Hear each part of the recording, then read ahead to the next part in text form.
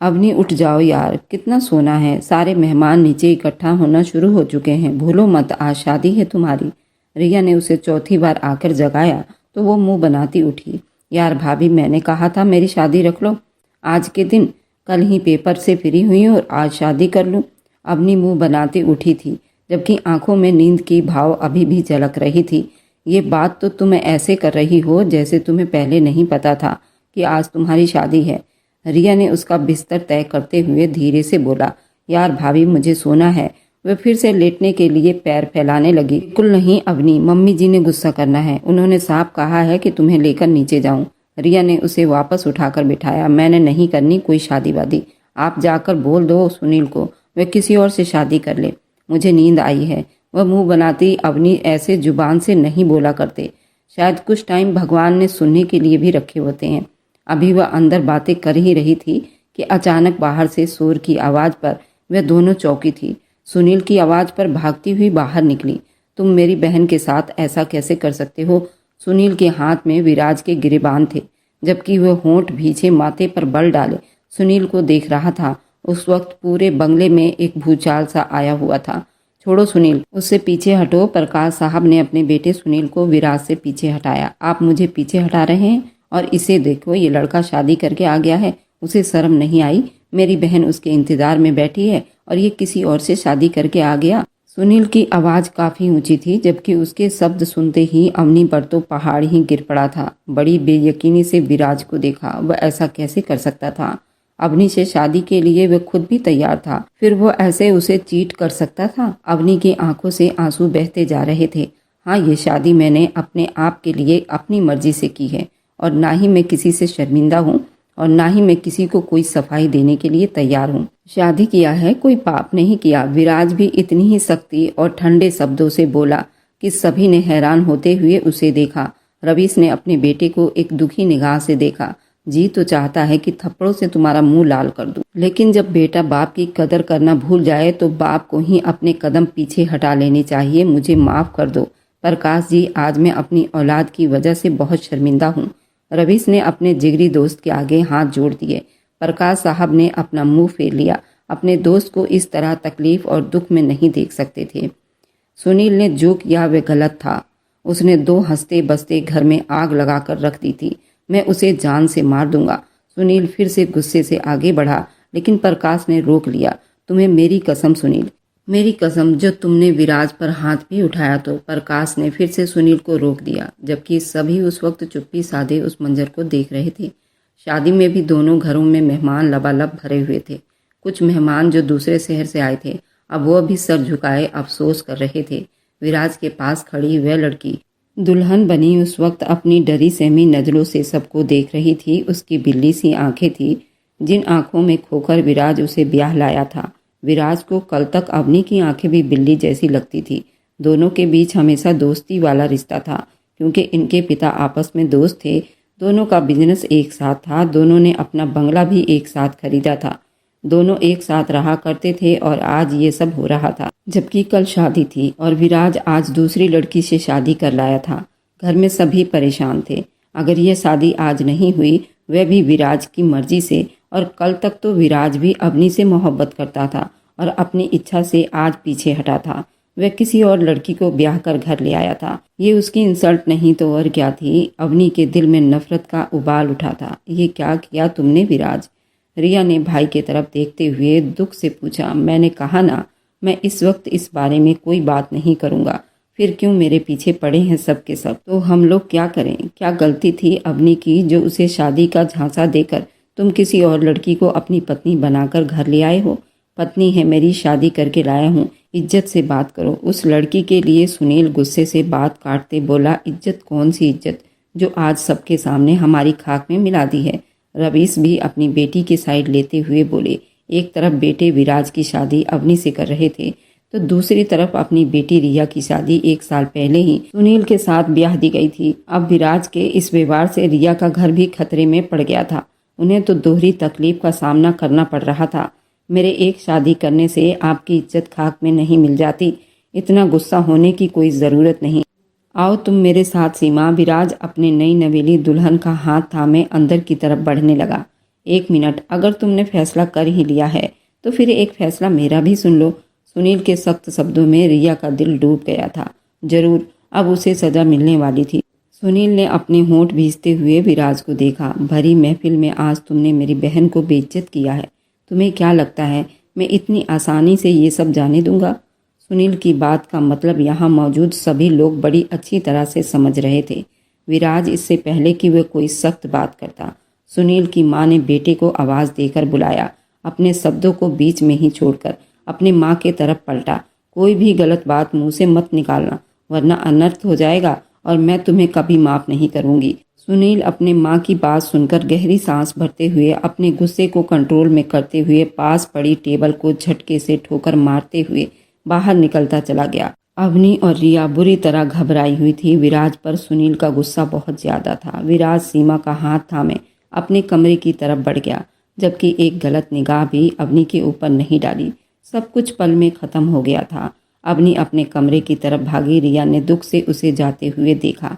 एक शिकायत भरी निगाह अपने बाप पर डाली, जो बेबसी की मूरत बने वहीं बैठा रह गया था। पापा, आप ठीक हैं? रिया को अपने बाप की हालत ठीक नहीं लग रही थी। मुझे रूम में ले जाओ बेटा। रवीश को थामे रूम में ले गई, जबकि सुनील की माँ अपने पति के पास ही बैठी रह गई। उन्हें अभी तक यकीन नहीं आ रहा था कि विराज ने अवनी के साथ इतना बुरा व्यवहार किया था और शादी वाले दिन ही वह किसी और से शादी करके उस लड़की को घर ले आया था। इस मामले को अच्छे और सही तरीके से संभालना विराज का काम है। मैं नहीं चाहता इस सब का असर रिया और सुनील की जिंदगी पर पड़े। बाकी विराज से आज के बाद हमारा कोई संबंध नहीं। प्रकाश जी ने इस वक्त बात को संभालते हुए सुनील की माँ से बात की। सुनील की माँ ने हाँ में सिर हिलाया और वे दोनों भी अपने कमरे में चले गए। आंगन में बहुत गहरा सन्नाटा था। सीमा आगे बढ़ती बोली, ये सब मेरी वजह से हुआ है। मेरी वजह से आज आपके घर वाले आपके खिलाफ हो गए हैं। सुनील ने सीमा को चुप करवाते हुए कहा, कोई बात नहीं, तुम फिक्र ना करो, मैं सब हैंडल कर लूंगा। विराज को जैसे खुद पर बड़ा यकीन था कि वो ये सब ठीक कर देगा, लेकिन ये सब इतना आसान भी नहीं था जितना वह समझ रहा था। और ये वक्त ने साबित करना था कि ये सब ठीक करता है या और ज्यादा खराब कर देगा। रात के आखिरी पहर सुनील घर में दाखिल हुआ था। सारा दिन वह घर के बाहर था। जानता था अगर वह घर जाएगा तो जरूर विराज के साथ झगड़ा हो जाएगा और ऐसे में उसके माँ बाप ये सब सहन ना कर पाते। विराज को हमेशा वे अपना जिगरी दोस्त ही समझता था। कभी कोई ये नहीं कह सकता था ये दोनों अलग परिवार के अलग अलग लड़के हैं। सब उनको भाई ही समझते थे, बल्कि कभी कभी तो लोग कहते थे ये सगे भाई की तरह रहते हैं। उनके प्यार मोहब्बत को किसी की नज़र लग गई थी। वह बहुत गुस्से में आता हुआ अंदर दाखिल हुआ।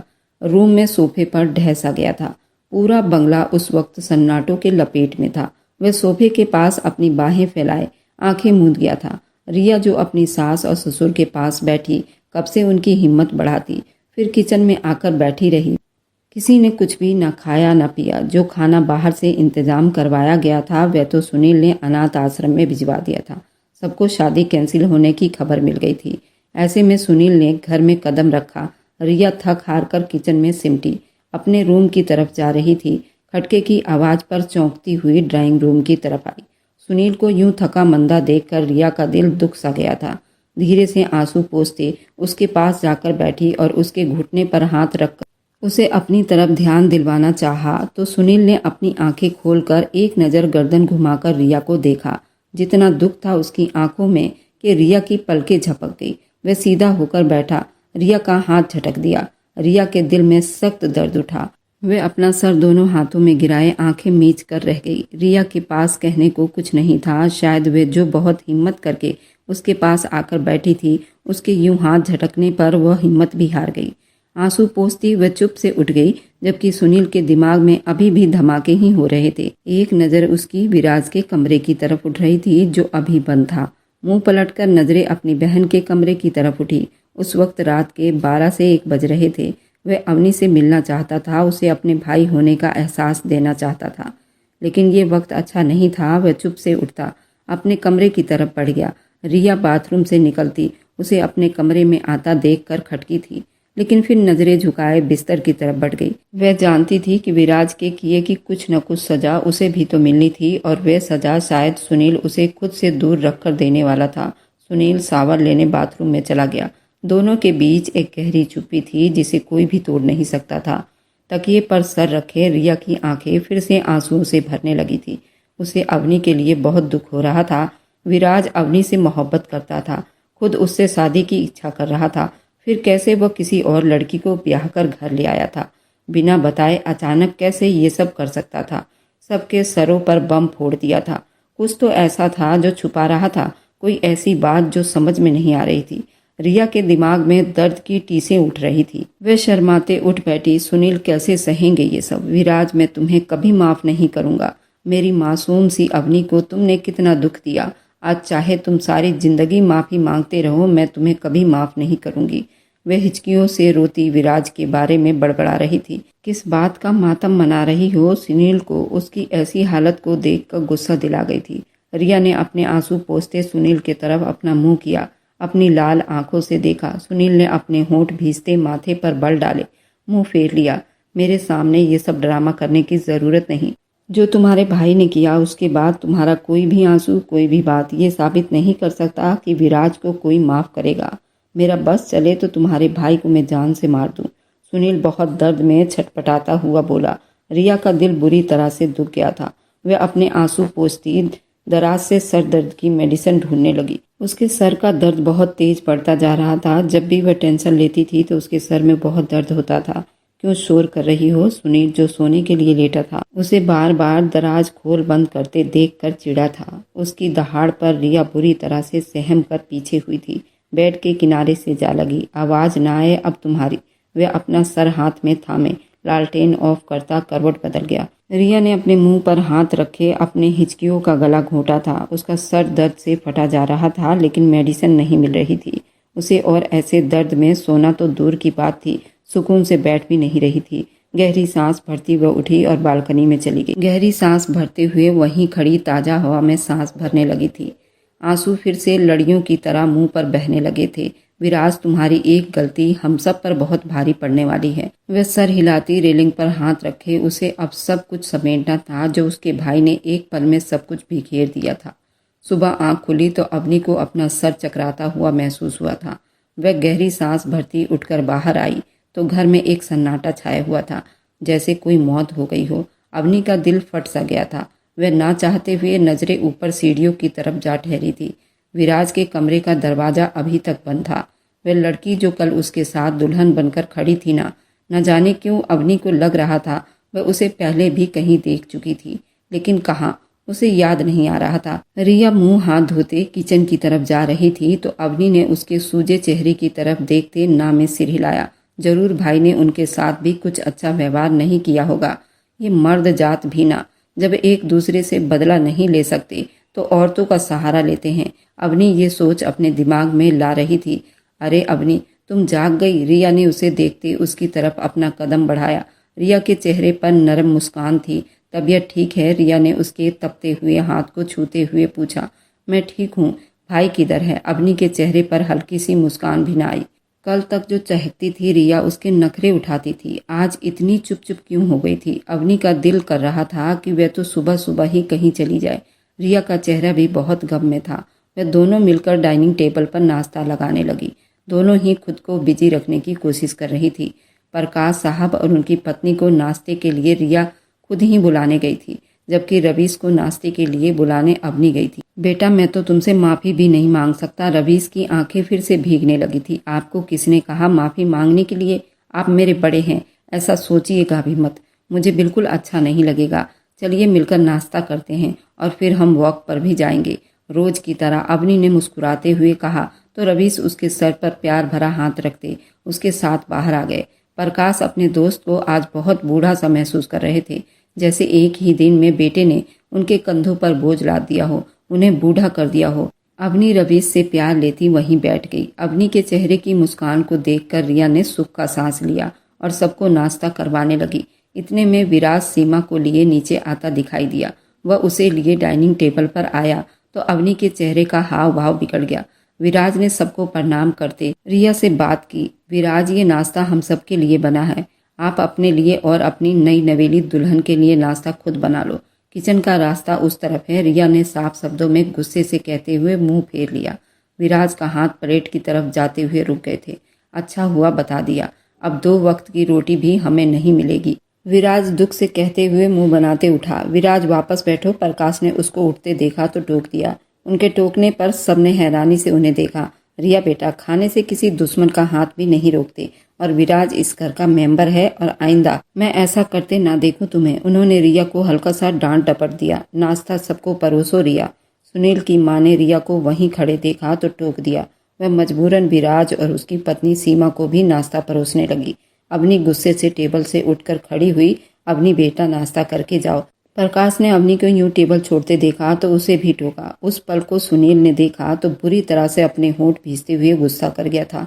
उसकी पत्नी रिया अपने भाई और उसकी नई नवेली दुल्हन को नाश्ता परोस रही थी। रिया, तुम इतनी आव भगत क्यों कर रही हो? सुनील गुस्से से भड़क गया। रिया के हाथ से चाय का कप छूट गया था।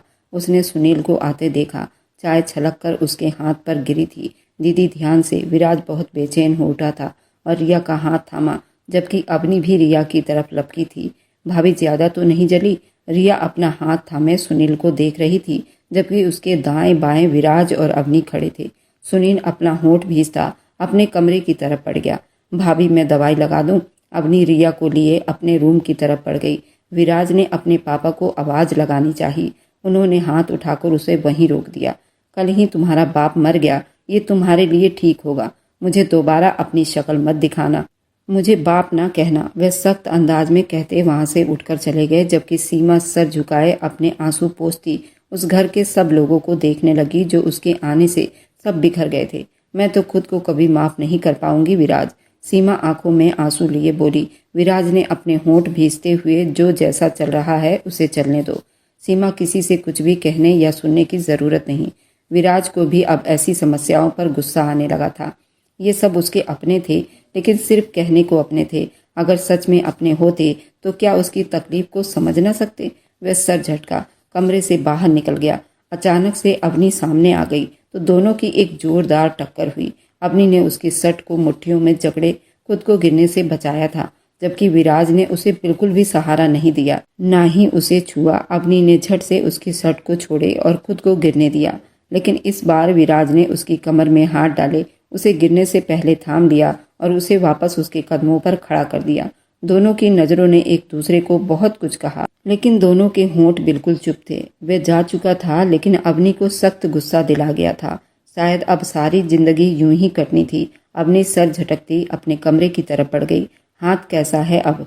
2 दिन के बाद सुनील को रिया का जख्म याद आया, जो चाय से जल गया था। रिया ने मुंह फेर कर हैरानी से उसे देखा, जैसे यकीन ना कर पा रही हो। सुनील ने पूछा, क्या सच में ज्यादा जल गया था क्या? उसके करीब बैठता फिक्रमंदी से उसका हाथ देखते हुए पूछ रहा था। ठीक हूँ। अब रिया ने अपना हाथ उसके हाथ से खींच लिया तो सुनील ने दोबारा रिया का हाथ थाम लिया। मुझे बहुत गुस्सा आ रहा था। विराज ने जो किया उसके बाद मैं कैसे खुद को संभालता? सुनील ने धीरे से कहा। सही कह रही हो तुम, सारी गलती मेरी थी। वह सर झुकाए शिकायत की नजरों से बोली। शायद समस्याएं ही कुछ ऐसी पैदा हो गई है जिसमें हम सब पिस रहे थे। सुनील अपनी जगह से उठता बाथरूम की तरफ चला गया। जब रिया ने कहा, खाना लाऊं आपके लिए, सारी नाराजगी अपनी जगह थी, लेकिन वे अच्छी पत्नी की तरह उसके खाने पीने का ख्याल जरूर रख रही थी। नहीं, भूख नहीं है, इतना कहता वह बाथरूम में चला गया था। नहाकर बाहर आया तो कमरे में लाइट ऑफ थी। साइड लैंप की रोशनी में वह देख सकता था कि रिया सोने के लिए लेट चुकी थी।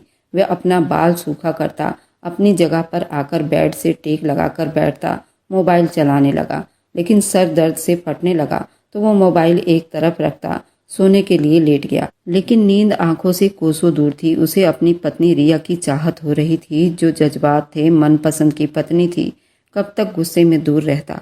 उसकी चाहत का नशा सर चढ़कर बोलने लगा था। धीरे से उसके पास होता, उसकी कमर में हाथ डालते हुए उसके गर्दन पर अपने दहकते होंठ रख गया था। रिया कुछ नींद में थी। उसे उम्मीद नहीं थी कि सुनील यूं उसके पास आ जाएगा। उसका दिल 120 की रफ्तार से धड़का था। वह बहुत नरमी से उसको चूम रहा था। रिया के दिल एक पल में बहुत गहराई से धड़कती जा रही थी, लेकिन उसने सुनील का हाथ नहीं झटका था। वह झटक नहीं सकती थी। वह जानती थी पत्नी की मोहब्बत पति का हक है। उसको अपनी तरफ घुमाता, उसके गले से दुपट्टा उतार कर एक तरफ करता, उसको अपने सीने से चिपका चुका था। रिया भी अब बेकाबू हो रही थी। रिया ने अपने धड़कते दिल को बहुत मुश्किल से संभाला था। वह बहुत नरमी से उस पर बरस रही थी। अपनी शर्ट के बटन खोला, वह रिया की शर्ट बाजू से बाहर निकाल गया था और सारी रात वे दोनों मोहब्बत की सवारी करते रहे। अपनी मोहब्बत में डूबे रिया की सिसकियां पूरे कमरे में गूंज रही थी।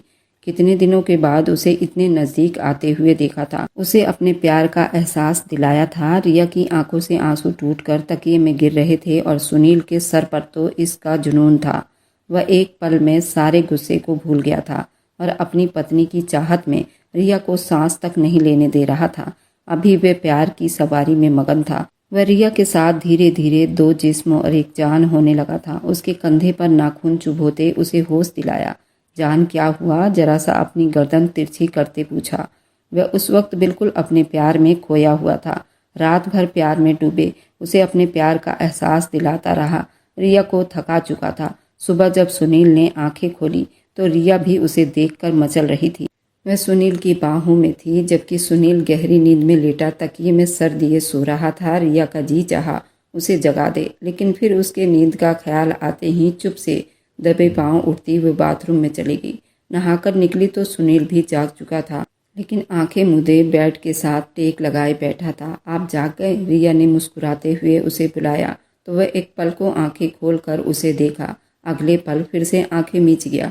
रिया के होठों से मुस्कुराहट पल में गायब हुआ था। उसे सुनील के चेहरे पर फिर से वही गुस्सा और मलाल दिखाई देने लगा, जैसे रात भर उनके बीच कुछ हुआ ना हो। वह गहरी सांस भरती अपनी नम आंखों को साफ करने लगी। सुनील बहुत चुप्पी से उठा, बाथरूम में गया और नहाने लगा।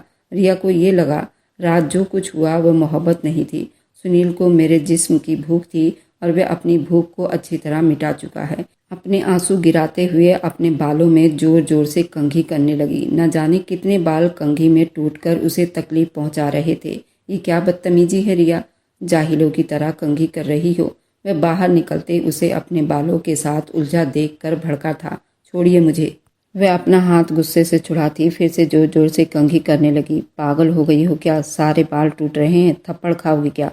सुनील ने गुस्सा करते हुए कहा। तो उठा लीजिए, हाथ मिल जाएगा आपको ठंडक। शायद ऐसे ही आपके अंदर की आग ठंडी हो। वह अपने गालों पर आए आंसू को बड़ी बेदर्दी से रगड़ती अपने गाल लाल कर गई थी। इतना गुस्सा क्यों कर रही हो? वह अब की बार धीमे शब्दों में बोला था। हाथ छोड़ो मेरा, आपको जो चाहिए था वो मिल गया है ना।